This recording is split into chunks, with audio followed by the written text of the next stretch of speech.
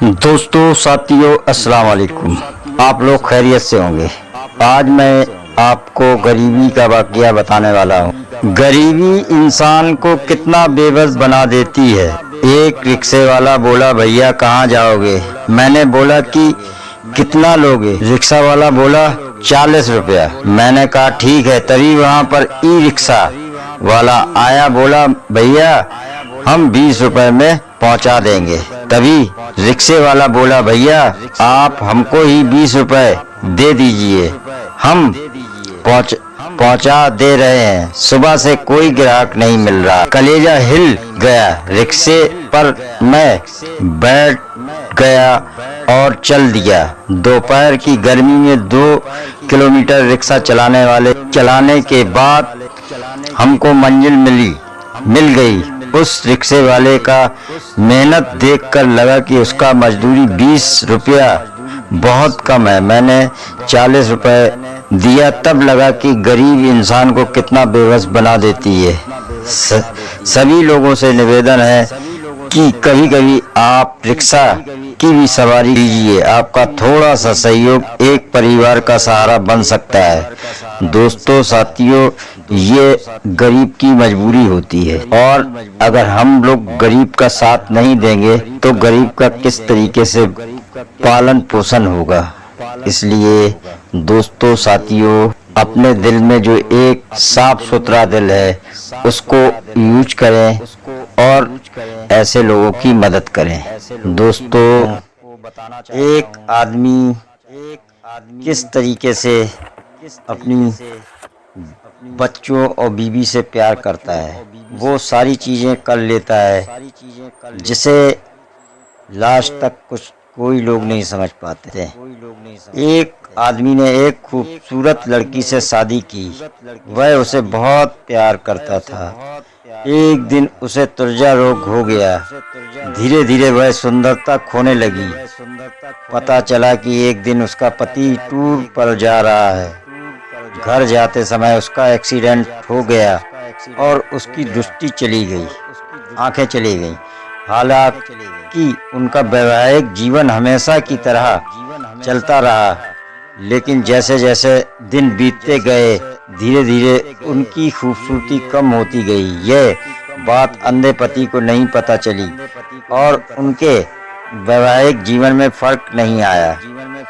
वह उसे प्यार करता रहा और वह भी उसे बहुत प्यार करती थी। एक दिन वह मर गई।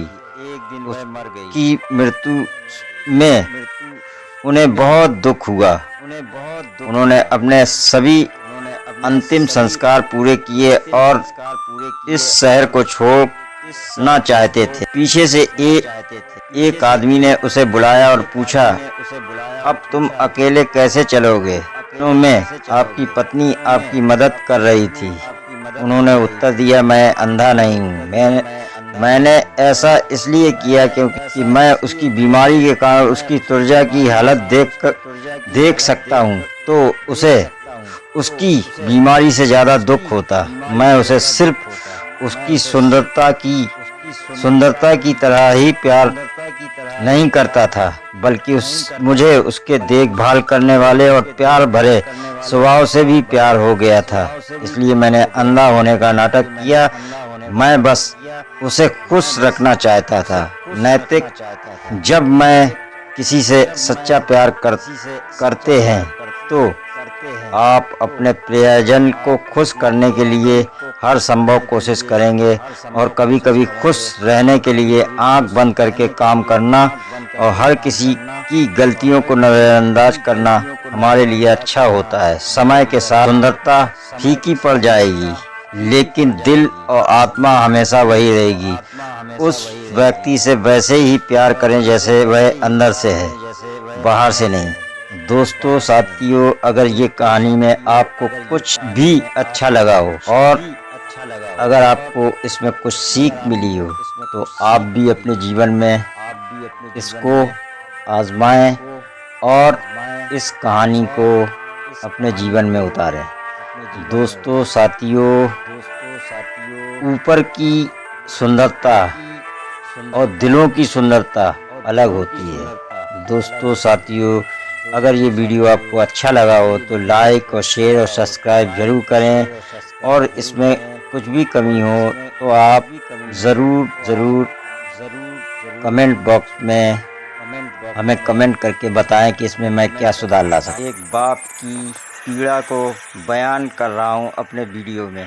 आप लोग इस वीडियो को लास्ट तक देखें और इसमें जो कमियां हों वो हमें कमेंट करके ज़रूर बताएं। जब शादी की तारीख फिक्स हो जाती है तो लड़की का बाप लड़के के बाप से पूछता है कितने बाराती लाओगे। लड़के का बाप कहता है 300। लड़की का बाप बोलता है इतनी बारात बहुत ज़्यादा हो जाएगी, 200 बाराती ले आना। लड़के का बाप कहता है 200 बाराती कम हैं, इतने तो हमारे घर के ही हैं, हमारी इज्जत चली जाएगी। गांव में हर घर से एक एक आदमी को पूछना पड़ेगा तो सिर्फ गांव के 200 लोग हो जाएंगे, फिर हमारे रिश्तेदार और घर की औरतों को हो जाएंगी, जिससे नहीं पूछेंगे वही बुरा मान जाएगा। इसलिए कम से कम 300 लोग आएंगे। हम तो आपके हाल देखकर 300 बाराती ला रहे हैं, वरना हमारा परिवार इतना बड़ा है कि और इतने नाते रिश्तेदार हैं, हमें 400 बाराती से ज्यादा लाना चाहिए। कुछ दिनों बाद जब उस लड़के वालों के घर में कोई बीमार हो जाता है, या कुछ दिन बाद जब उसी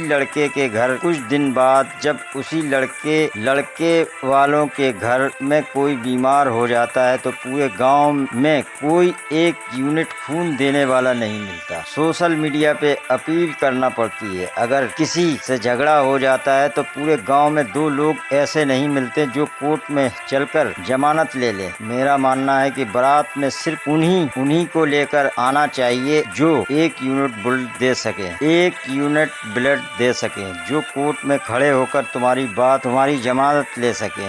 बस यही तुम्हारे हैं, बाकी सब गैर हैं। दोस्तों साथियों, किस तरीके से एक बाप अपनी बेटी के लिए सब कुछ करता है जो उससे बन पड़ता है, लेकिन हमारे समाज में इतनी कुर्तियां और इतनी बेरहमी पैदा हो गई है कि हम लोग एक दूसरे की बात को बिल्कुल मानने को राजी नहीं हैं। दोस्तों साथियों, अगर हमें समाज को सुधारना है तो इन चीज़ों को में सुधार लाना होगा, नहीं तो इसी तरीके से लड़की वाले और लड़के वाले अपना पैसा जाया करते रहेंगे और उसमें कुछ होने वाला नहीं है। दोस्तों साथियों, अगर आपको पैसा वाकई में कहीं खर्च करना है तो आप अपनी बहू के नाम कर दें, लड़की के नाम कर दें, जो आने वाले भविष्य में उसके काम आए। दोस्तों साथियों, शुक्रिया। अल्लाह हाफिज।